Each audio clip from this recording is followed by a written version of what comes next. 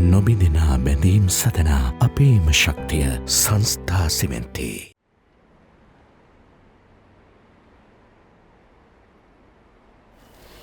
විරාජ්, කවුද මේ ෆයිල් එකේ මුලින්දම වැඩ කළේ? අපි හොටෙල් එකට එන්න හැම බිලක්ම ඕකේ තමයි මැඩම් දාලා තියෙන්නේ. මේ බිල්ල කවද්ද ආවේ? මේක පොතක දාලා තියෙන්නේ මැඩම්. මම බලලා කියන්නම්. හරි. මේ ෆයිල් එකට අන්තිමට බිල් දාපු හැමෝම මට හොයලා කියන්න. මේ ගැන කාටවත් දැනගන්න තියන්න එපා විරාජ්. හරි මැඩම්. මේ අර account section එකේ CCTV records ටිකත් මට අරන් දෙන්න. මං ගිහින් අරන් එන්නම් මැඩම්. හරි. මේ පොඩක් ඉන්නකෝ. මැඩම්. මේ ජනිත් එයාට මේ සෙක්ෂන් එකට එන්න පුළුවන්ද? සර් කියලා තියෙන්නේ නම් එයාට ෆයිල් වල වැඩ පුරුදු කරන්න කියලා. ඒකත් එහෙමද? මේ ජනිත් ඊයේ වැඩට ආවද? ඔව් ආවා. හවස වෙනකන් ඉඳලා ගියේ. එයා ගොඩක් උනන්දුවෙන් වැඩ කරනවා මැඩම්.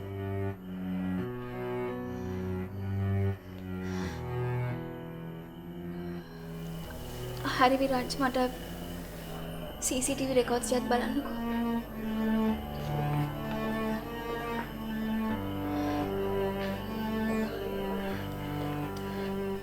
පුතා! ෂනල්!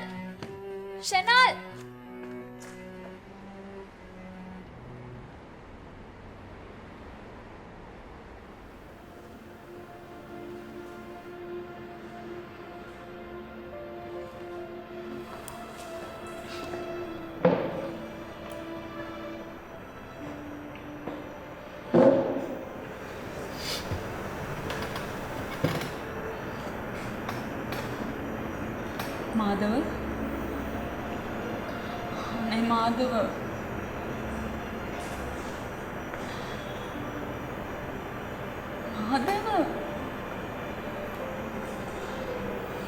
අපි ජීවත් වෙන්න ඕන මාධව. නේ අන්න අපි ජීවත් වෙන්න ඕන. අපි මේ ප්‍රශ්න ටික කොහොම හරි විසඳගෙන අපි ජීවත් වෙන්න ඕන.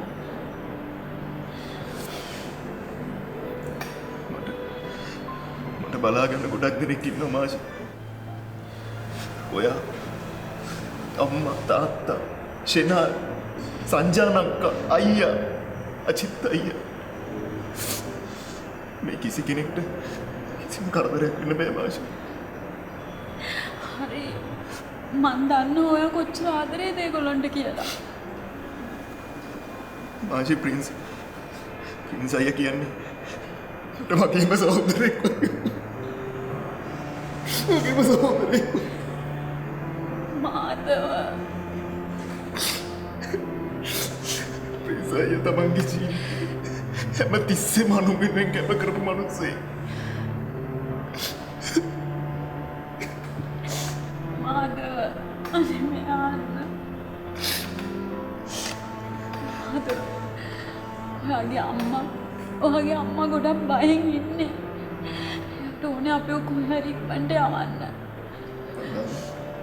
මම ඒක දන්නවා මට අම්මගේ දුක තේරෙනවා. ඒ දෙයකින් මම කොහොමද මගේ අයියව දාලා යන්නේ? මම කොහොමද එහෙම යන්නේ?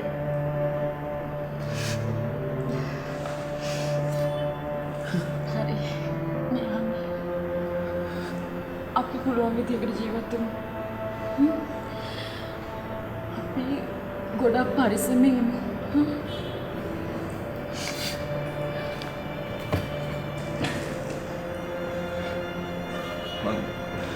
මම ඔයාට මුකුත් වෙන්න දෙන්නේ නැහැ මාෂි. මට මුකුත්ම වෙන්න දෙන්නේ නැහැ.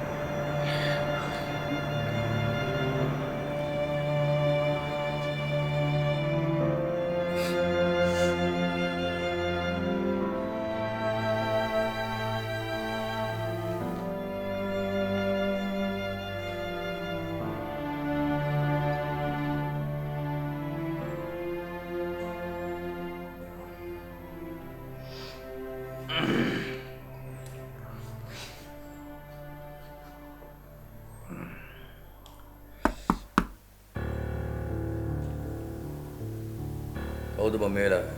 කවුරු එනව කවුද? නෑ බොස්. පොඩ බලන්න.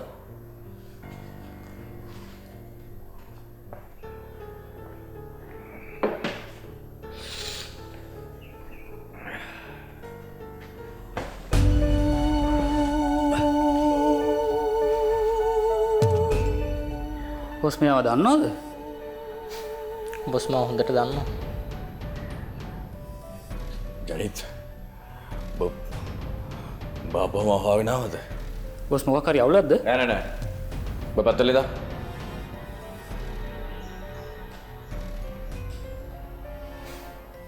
තාමත් ගොඩක් බයෙන් වගේ ඉන්නේ නේ. දැන් කොහොමද කකුලට? මට හැමදේම ආරංචි වුණා. දැම්බට කොහොමද මල්ලි? මට නම් දැන් ගොඩක් හොඳයි. ඒත් මෙහෙනම් ගොඩක් දේවල් සිද්ධ වෙලා වගේනේ. බාපම හාගෙනාවේ එදා ඉවර කරන්න බැරි වෙච්ච වැඩ ඉවර කරන්නද? මට ඉවර කරන්න බැරි වෙච්ච නම් දැන් ගොඩාක් ඉතුරුයි. ඒවා කරනවද නැද්ද කියලා තාම හිතුවේ නැහැ. මල්ලි මං හිතන්නේ ටික දවසක් යනකොට උඹට අමුතුවෙන් කරන්න වැඩක් ඉතුරු වෙන එකක් නැහැ. ප්‍රින්ස්ට වෙච්ච දේ ගැන මටත් ගොඩක් දුකයි. ඒත් මොනවා කරන්නද? ජීවිතේ හැම තමයි. අතීතය වෙනුවෙන් වන්දි ගෙවන්නම වෙනවා.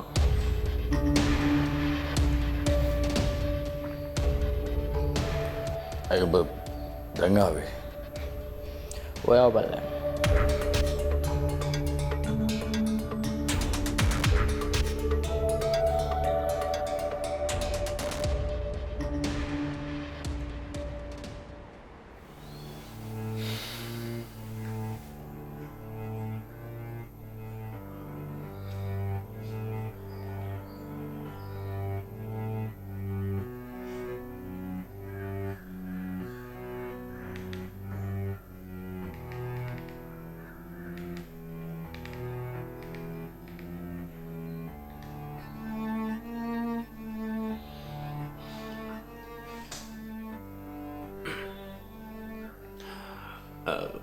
Hello ASP වනික Sekara මහත්තයද?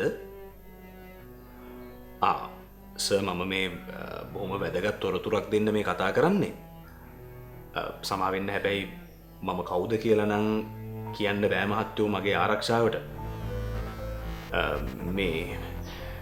මීට ටික කාලෙකට කලින් නීල් කියල එකෙක් හිරෙන් පැන්න නේද මහත්තයෝ? තාම මහත්තයාලට මිනිහව හොයාගන්න බැරුවනේ ඉන්නේ. මිනිහා ඉන්නව මහත්තයෝ? නෑ මෙතන නෙමෙයි. සමගි මාවතේ දෙවනි පටු මගේ තැනක ඉන්නේ. ඔව් මිනිහා මේ එහෙම යන්නේ ඔළුව එහෙම වහගෙන. ඔව් මට දැන්ට නම් ඔච්චරයි විස්තර කියන්න පුළුවන්. මහත්තයාලා හොයලා බලන්නකෝ. මං එන්න තියෙනවා මහත්තයෝ.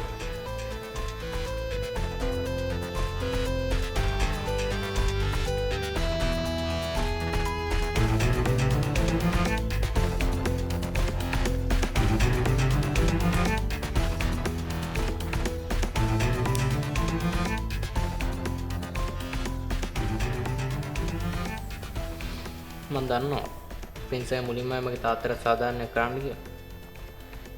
පස්සේ ආවට තියෙන ආදරයට මට පිහින් යන්නේ. ප්‍රින්ස් එක කරේ උඹව මරන්න හිතාගෙන නෙමෙයි මල්ලි. වෙන්න පුළුවන්. හැබැයි ඒකෙන් මම මැරෙන්න උනත් තිබ්බා. ඒ මගේ තාත්තට එහෙම දෙයක් කරේ. මං ඉස්සර හිටියේ ජනිත් නෙමෙයි. දෙව්වයි හින්දා මං ගොඩක් වෙනස් වෙලා ඉන්නේ. මට ඕනේ ඇත්ත දැනගන්න විතරයි. ජනිත් ඒක මම මතක් කරන්නවත් කැමති නැති සිද්ධියක්. ඒ සිද්ධියෙන්ද හැමෝගෙම ජීවිත ගොඩාක් විනාශ වුණා. ඒ වුණාට කට්ටිය හොටෙල් එකම හදාගත්තේ ඒකින්ද? ඒක ඇත්ත. හැබැයි හොටෙල් කෙන ජීවිතේම නෙමෙයි. අපි හැමෝම මේකට වන්දි ගෙවුවා. ඒකෙම ගෙවල ඉවර ගන්න පුළුවන් වන්දියක්ද? මල්ලි මට ඕනකමක් තිබ්බ නැහැ උඹලගේ තාත්තව මරන්න. මම උඹට කලිනුත් කියලා තියෙනවා. අපිට ඒ වෙලාවේ ඕන උනේ සල්ලි ගන්න විතරයි. ඒ වුණාට ඔයා ඇරෙන්න අනිත් ඔක්කොම දැනන් හිටියේ එදා මගේ තාත්තා මැරෙනවා කියලා. නෑ. ඔක්කොම නෙවෙයි. ගමගේ රමේෂු විතරයි දැනගෙන හිටියේ. හැබැයි උන් ඒකට වන්දි ගෙව්වා. එහෙම වන්දි ගෙවල ඉවර වෙන්නේ නැහැ ජිත්තයි. ඒ මැරුණේ කාටවත් කරදරයක් නැති මගේ තාත්තා. ජනිත් ඒකට මට දහස් වර සමාවය මට ඕන්න දැම්මව මරලා දාපන් හැබැයි වෙන කාටවත් කරදරයක් කරන්න හිතන්නවත් එපා මල්ලි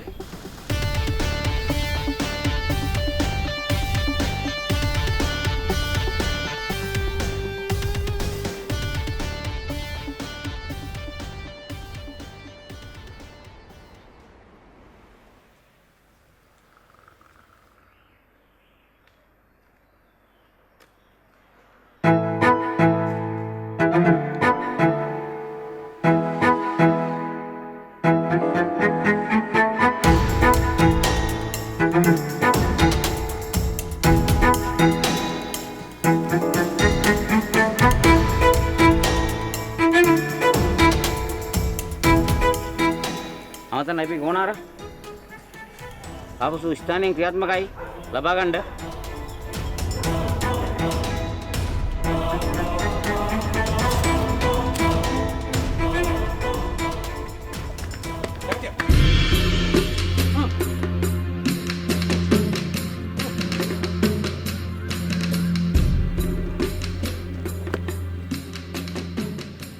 නිල් ඔබ කවද රවට්ටන්න හදන්නේ අනිස මම අහිංසක මිනිස්ස මම බය දිව්වෙස මම නීල් නෙමෙස කවුද නීල් කියන්නේ මම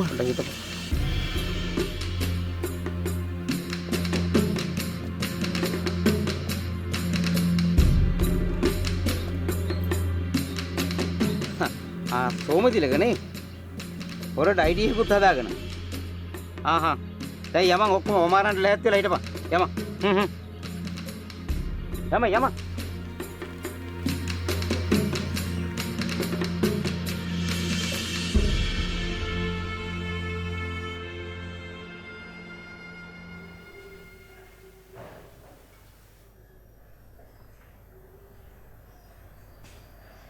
මහත්තයා දැන් බෙහෙත් බොන වෙලාව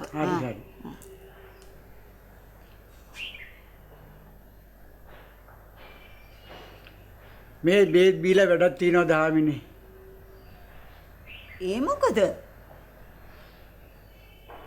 අපි ජීවත් වෙලා ආහන්න දකින්න තියන්නේ මොනවද දහමිනේ? ඒක නම් හැබෑව. මං ඔය යන්න තියෙන අන්තිම තැනට තමයි ගියේ.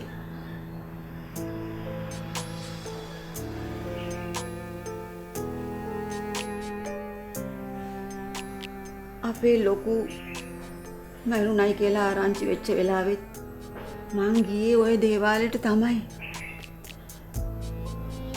එදත් මං බාරයක් වුණා. බලමු. මේ දහසරේත් මං බාරයක් වුණා. දැන්වත් අපේ කරදර අඩු වෙයිද කියලා. ලොකු පුතා දිහා බලන්න බෑ. පුතුව විදියට කඩාගෙන වැටලා ඉන්නේ. ඒක ඉතින් අහන්න දෙයක්ද? ප්‍රින්ස් කියන්නේ යාගේ දකුණු අත අපේ ලොකු වෙනුවෙන් මැරෙන්න හරි හිටිය කොල්ලෙක්.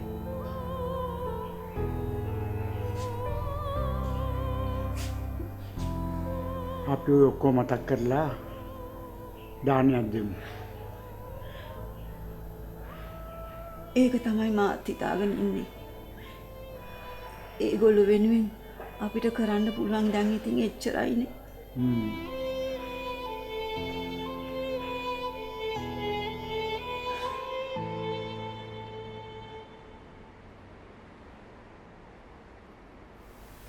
පුතේ එන්න තව කටක් ගන්න. කොයි එන්නකෝ පුතේ එන්න කාලා අපි දොයිය ගමු ටක් ගාලා. අනේ පුතේ. මොකද මෙයා කන්නේ නැද්ද? ටික්කෙක් වගේ පනින්නමයි හදන්නේ. මොකද්ද ටික්කා කියන්නේ? ටික්කා කියන්නේ ඔයා වගේ කන්නේ නැතුව පැන පැන යන සතෙක්ට. සතෙක්කුණත් ඌටත් කන්න පුළුවන් ගාණක් තියෙනවනේ. ඒකනේ. ඉන්නකෝ. මම පුතට කවන්නද?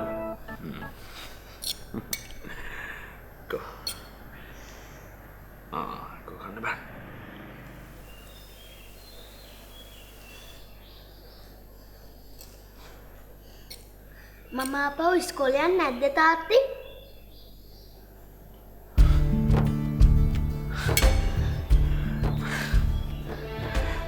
යනවා පුතේ යනවා. ඔය ආපහු ඉක්මනට ඉස්කෝලේ යනවා.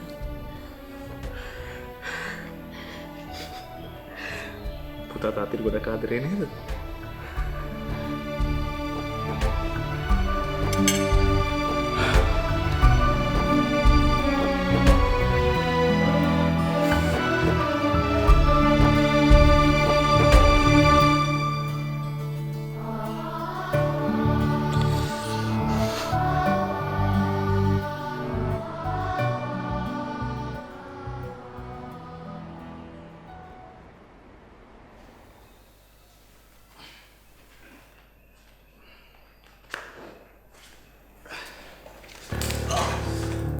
ආපොස් මේකේ වාඩි වෙන්න. දැන් මේ ටික ඇවිල්ලා ඇතිනේ. මංගල අරන් බලන්න බා. මට බෝ. එනම් කො මම බොස් අල්ල යන්න.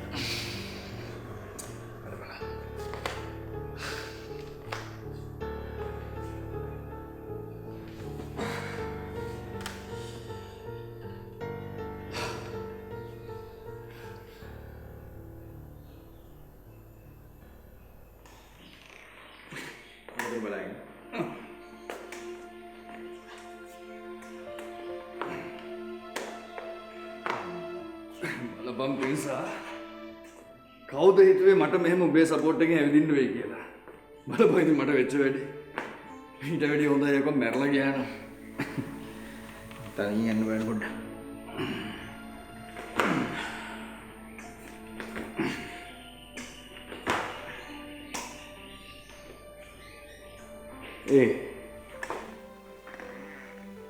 පිරිසා උඹට මතකයිද මේ කේස් සේරම වෙන්න කලින් මං උඹට කිව්වා නිකන් මට දේවින්දේව පේනවා වගේ සීන් එකක්.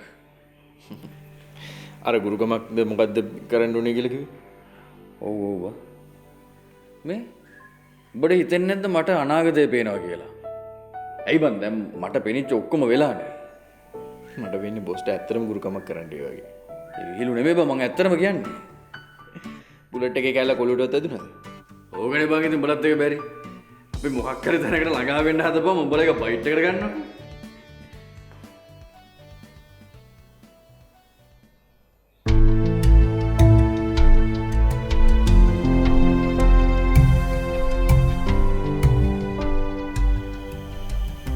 ඔබට පුළුවන්ද? දමා ප්‍රින්ස්ට සෝන ගාඩ් එක්කන් යන්න. හරි බොස්.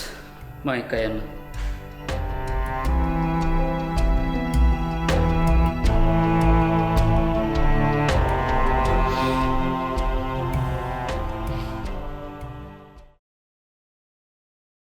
දැන් කරන්න ඕනේ නීලගේ තව එකෙක් කර ඉතුරුලා ඉන්නවද කියලා හොයාගන්න එක. මොකද ජනිත් දන්නවා යාගේ තාත්තව මැරුවේ අපි කියලා. එහෙම එකේ ඔයා හිතනවාද යාට අපි ගැන වෛරයක් නැහැ කියලා? වෙච්ච දේවල් වුණා. ඒක වෙනස් කරන්න බෑ. එතු පිටසරට ජීවත් වෙන්න ඕනේ.